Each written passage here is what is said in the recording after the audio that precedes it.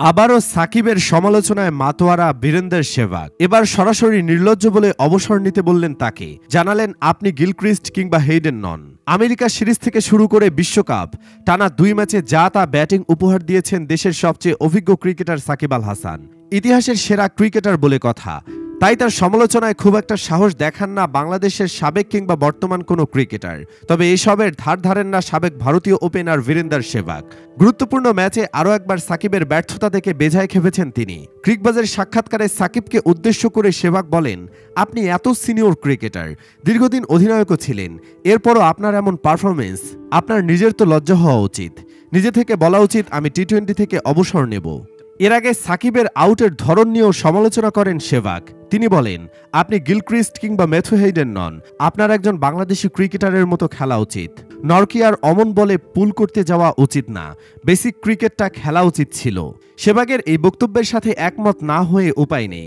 আসলে সাকিবের অমন শট খেলার দরকার ছিল না, তার বেসিক খেলাটাই খেলা উচিত ছিল। এর আগে 2022 বিশ্বকাপেও সাকিবের সমালোচনায় মেতেছিলেন সেহবাগ। সেবার ভারতের বিপক্ষে লিটন আউটের পরও বাংলাদেশের জেতার সম্ভাবনা ছিল। তবে 3-এ নেমে 12 বলে 13 করে ক্যাচ দিয়ে আশা শেষ করে দেন অধিনায়ক সাকিব আল হাসান। ম্যাচ শেষে সাকিবের চূড়ান্ত সমালোচনায় মেতেছিলেন সেহবাগ। সেহবাগ বলেছিলেন, অধিনায়কের দায়িত্ব নেওয়া উচিত ছিল। শান্ত আগে আউট হয়েছে, সাকিবও একই ওভারে আউট হয়েছে। তারা দ্রুত 3টি উইকেট হারিয়েছে, অথচ একটা জুটি ছিল।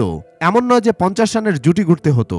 টি-20তে 10 বলে 20 রানের জুটিও ম্যাচের মোড় ঘুরিয়ে দেয়। তিনি আরও বলেছিলেন, আমার মতে অধিনায়ক ভুল করেছে।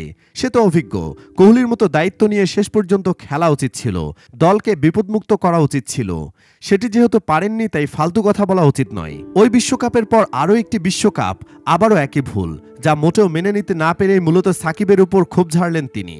বোলাররা নিজেদের কাজটা ঠিকঠাকই করেছিলেন। দক্ষিণ আফ্রিকাকে আটকে দিয়েছিলেন মাত্র 113 রানে।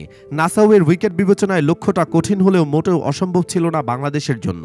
টপ অর্ডার ব্যাটসম্যানদের ব্যর্থতার পরও তাওহিদ হৃদয়, মাহমুদুল্লাহ রিয়াদ জুটিতে জয়ের পথেই ছিল বাংলাদেশ।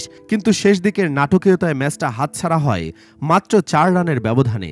ম্যাচ হারের জন্য জাকেরকে দোষ দেওয়া যেতেই পারে, তবে অভিজ্ঞ হিসেবে সাকিবের দায়ও কম না। দর্শক, আপনারও কি মনে হয় সাকিবের অবসর নেওয়ার সময় হয়ে গেছে? ইয়েস অথবা নো লিখে কমেন্টে জানিয়ে দিন মতামত। আর অবশ্যই ভিডিওটি লাইক করুন, শেয়ার করুন এবং পেজটি ফলো করে রাখুন। ধন্যবাদ।